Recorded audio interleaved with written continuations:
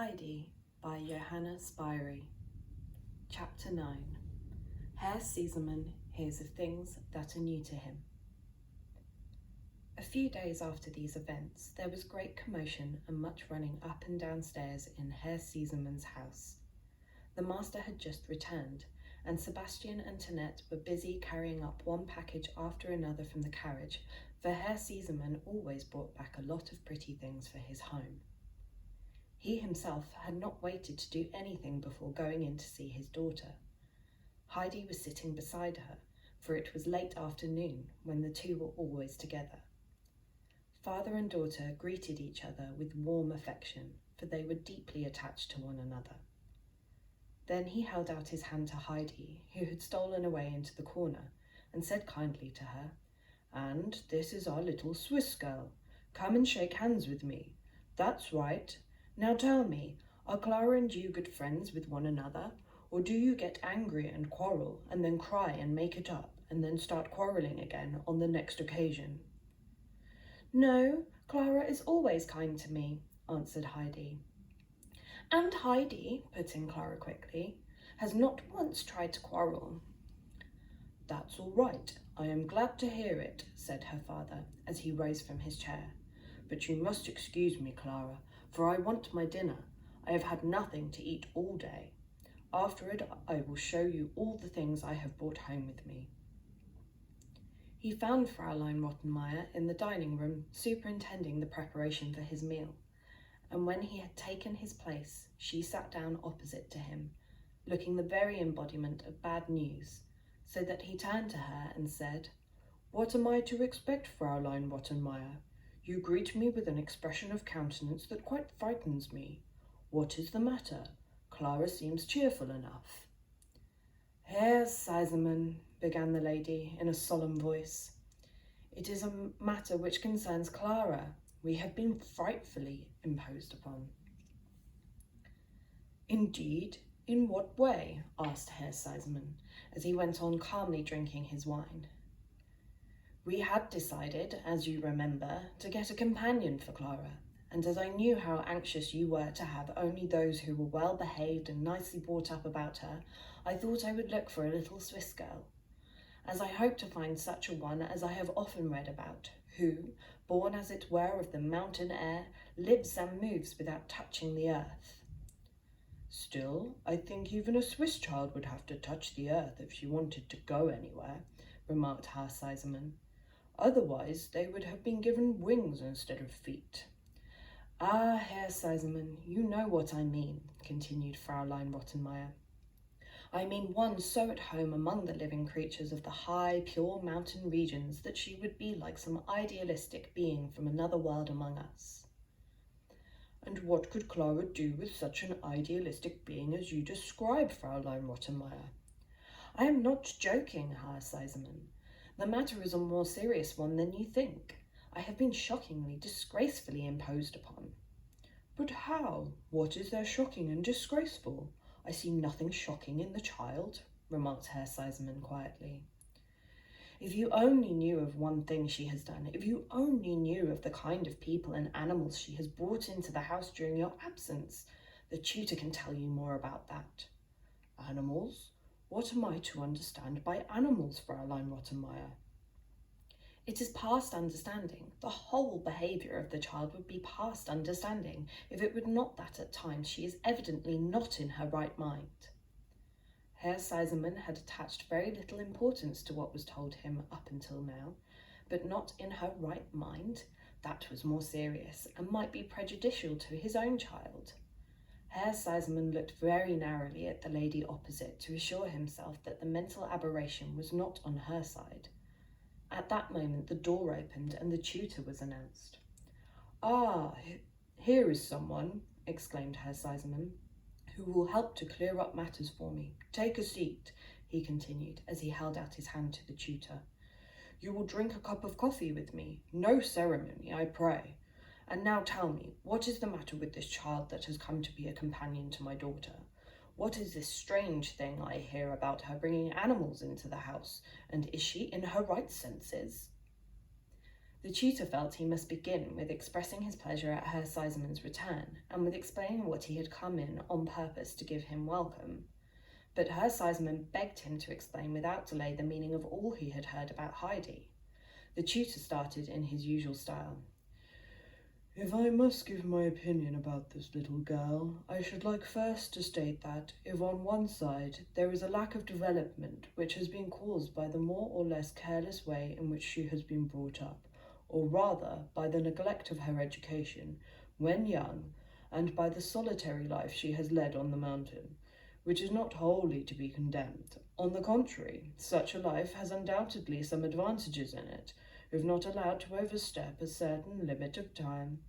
My good friend, interrupted Herr Seismann, you are giving yourself more trouble than you need. I only want to know if the child has caused you alarm by any animals she has brought into the house, and what your opinion is altogether as to her being a fit companion or not for my daughter. I should not like in any way to prejudice you against her, began the tutor once more. For if on the one hand there is a certain inexperience of the ways of society, owing to the uncivilized life she led up to the time of her removal to Frankfurt, on the other hand she is endowed with certain good qualities, and taken on the whole. Excuse me, my dear sir, do not disturb yourself, but I think my daughter will be wanting me. And with that, Herr Seismann quickly left the room and took care not to return.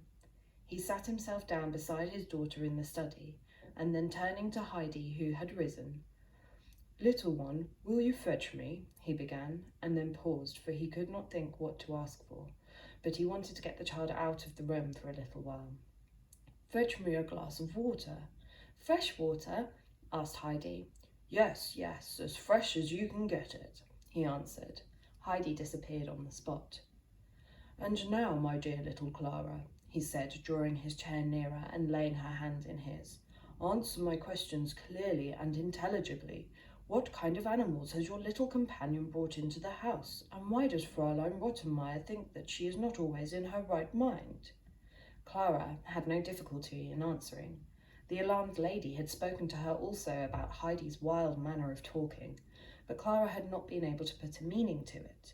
She told her father everything about the tortoise and the kittens, and explained to him what Heidi had said the day Fräulein Rottenmeier had been put in such a fright. Herr Seismann laughed heartily at her recital. Oh, so you do not want me to send the child home again? He asked. You are not tired of having her here? Oh, no, Clara exclaimed. Please do not send her away. Time has passed much more quickly since Heidi was here, for something fresh happens every day, and it used to be so dull, and she has always so much to tell me. That's all right then, and here comes your little friend. Have you brought me some nice fresh water? He asked as Heidi handed him a glass. Yes, fresh from the pump, answered Heidi. You did not go yourself to the pump, said Clara. Yes, I did. It is quite fresh. I had to go a long way, for there were such a lot of people at the first pump, so I went further down the street, but there were just as many at the second pump, and I was able to get some water at the one in the next street, and the gentleman with the white hair asked me to give his kind regards to Herr Seismann. You have had quite a successful expedition, said Herr Seismann, laughing. And who was this gentleman?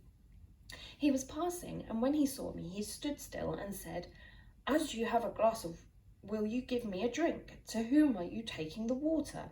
And when I said, to Herr Seismann, he laughed very much, and then he gave me that message for you, and also said he hoped you would enjoy the water.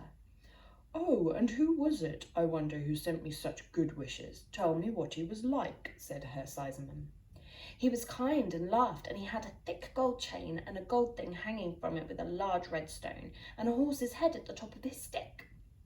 It's the doctor, my old friend the doctor, exclaimed Clara and her father at the same moment, and Herr Seismann smiled to himself at the thought of what his friend's opinion must have been of his new way of satisfying his thirst for water. That evening, when Herr Seismann and Fräulein Rottenmeier were alone, settling the household affairs, he informed her that he intended to keep Heidi. He found the child in a perfectly right state of mind, and his daughter liked her as a companion. I desire, therefore, he continued, laying stress upon his words, that the child shall be in every way kindly treated, and that her peculiarities shall not be looked upon as crimes. If you find her too much for you alone, I can hold out a prospect of help, for I am shortly expecting my mother here on a long visit, and she, as you know, can get on with anybody, whatever they may be like." "Oh yes, I know," replied Fraulein Rottenmeier, but there was no tone of relief in her voice as she thought of the coming help. Herr Sesemann was only home for a short time.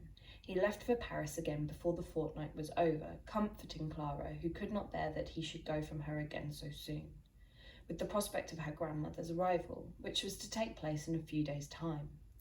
Herr Sesemann had indeed only just gone when a letter came from Frau Sesemann announcing her arrival on the following day and stating the hour when she might be expected, in order that a carriage should be sent to meet her at the station. Clara was overjoyed and talked so much about her grandmother that evening that Heidi also began to call her grandmamma, which brought down on her a look of displeasure from Fraulein Rottenmeier.